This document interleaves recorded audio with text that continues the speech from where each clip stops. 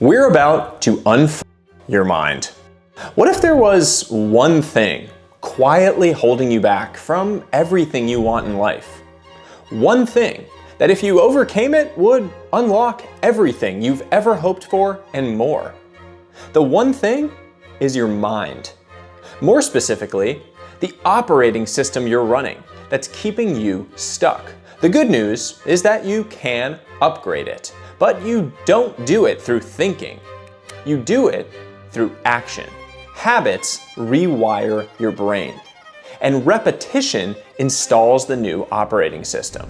I'm Sahil Bloom, Stanford athlete turned investor, entrepreneur, and New York Times bestselling author. These are 7 habits that unlocked a new level for me, making my life unrecognizable. These habits are stupidly simple, but almost no one does them. If you commit to these, you'll be ahead of 99% of people. And the last one, it's the easiest and the most game-changing, but almost no one has the courage to do it. Habit 1, create self-belief. If you want to go anywhere worth going, you need undeniable self-belief. But here's the truth. Self-belief is built, not born. You build it by keeping promises to yourself, by creating evidence through consistent action, daily reps, over and over again, until you've proven to yourself that you can follow through, that you can do the thing you said you'd do. Forget chasing perfection. Focus on stacking volume. Because when you do that, you'll quietly collect all the receipts you need to believe, undeniably, that you can achieve whatever you're after. You don't need the world's approval. You just need proof for yourself. To make this practical, try my 30 for 30 approach. 30 minutes per day for 30 straight days. It's that simple. In any arena in which you want to make progress, do the thing for 30 minutes per day for 30 straight days. Have a new business idea but frustrated by your lack of progress? Work on it for 30 minutes per day for 30 straight days. Want to make cardiovascular health a priority but don't know where to start? Walk on an incline treadmill for 30 minutes per day for 30 straight days. Trying to build a personal brand but unable to build momentum? Write or create content for 30 minutes per day for 30 straight days. Whatever the goal, consistency beats intensity. 30 minutes a day for 30 days will change everything. Habit 2, reframe discomfort. If you want to your mindset, you need to rewire how you view discomfort. Most people think discomfort is a problem, a warning sign, but it's not. It's a signal that you're on the edge of growth. I've trained myself to see resistance as a green light. When it shows up, I remind myself, this is where most people stop. 90% of people quit the first time it gets hard. The rest quit the second time it gets hard. If you can just make it through those testing points, you're in rare air.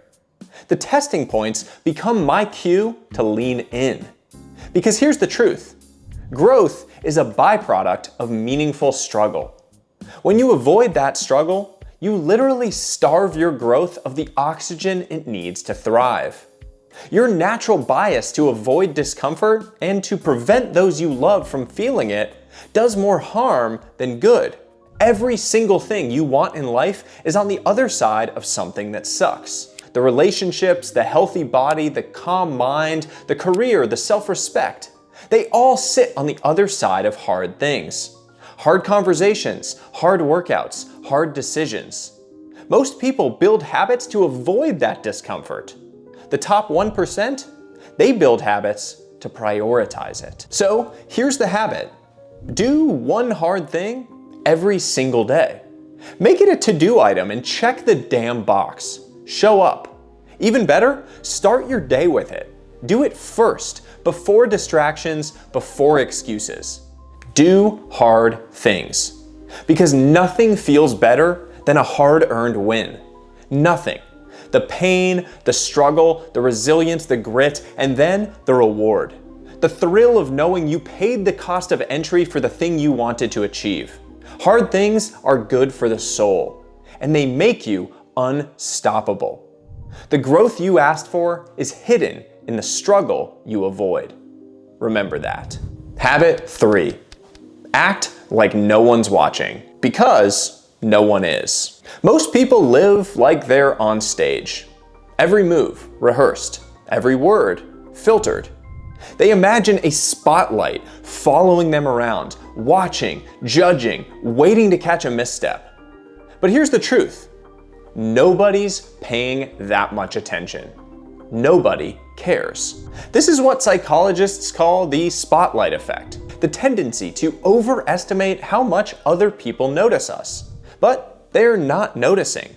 They're too busy worrying about themselves. You're the main character in your own story, but just a blurry background extra in everyone else's. Let that free you. Because the moment you stop performing for an imaginary audience is the moment you start living. Want to launch something weird?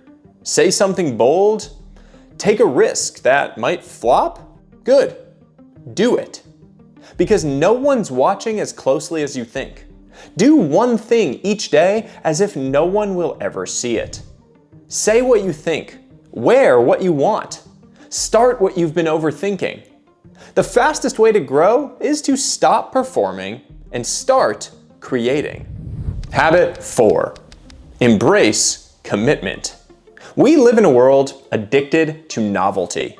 New ideas, new projects, new goals.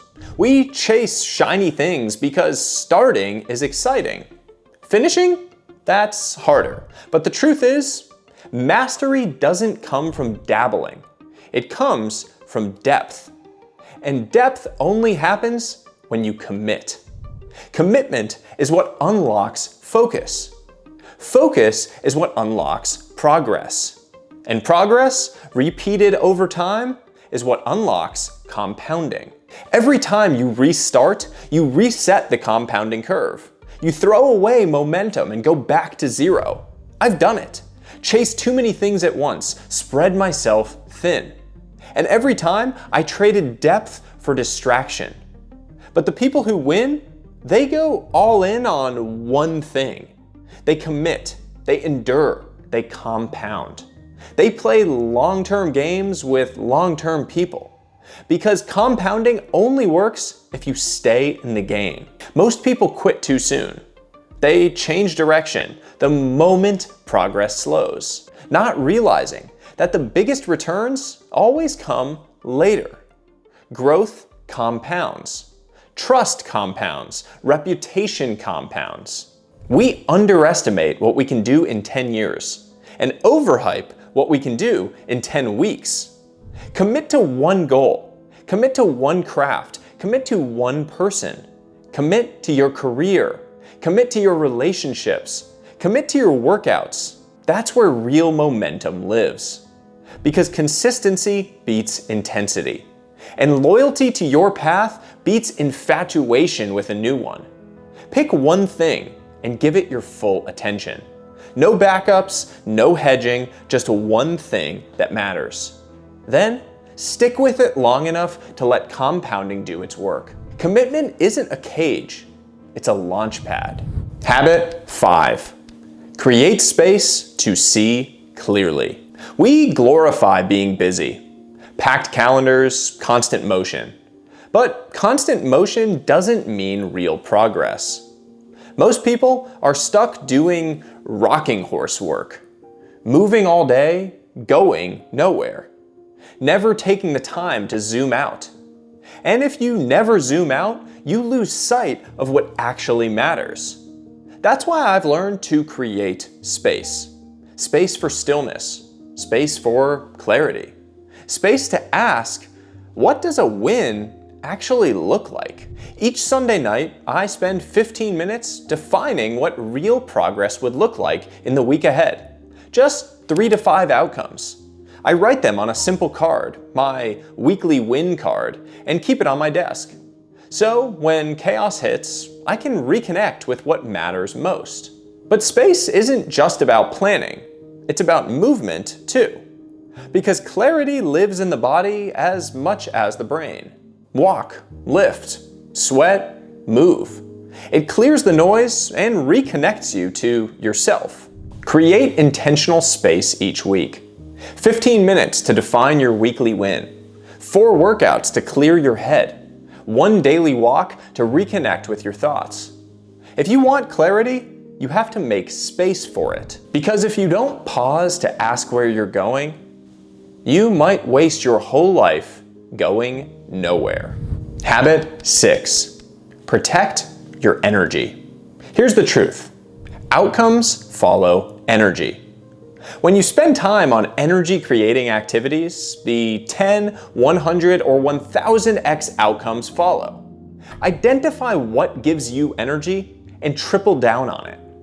These are the things that you can outwork anyone at. Not because you're forcing it, but because it fuels you. Your energy is your greatest leverage. So tune into it. Figure out what lights you up and protect it like it's your most valuable asset. Because it is. Once a month, do the energy calendar exercise. Look back at your calendar from the past 2 to 4 weeks.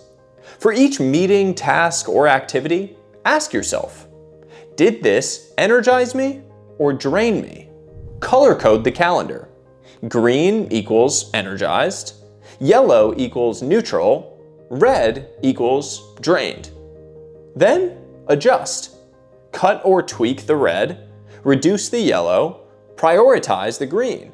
This is how you stop leaking energy and start building a life that actually fuels you. Habit 7. Act without permission. Most people wait. They wait for permission, for validation, for a sign. They don't move until someone likes, approves, or applauds.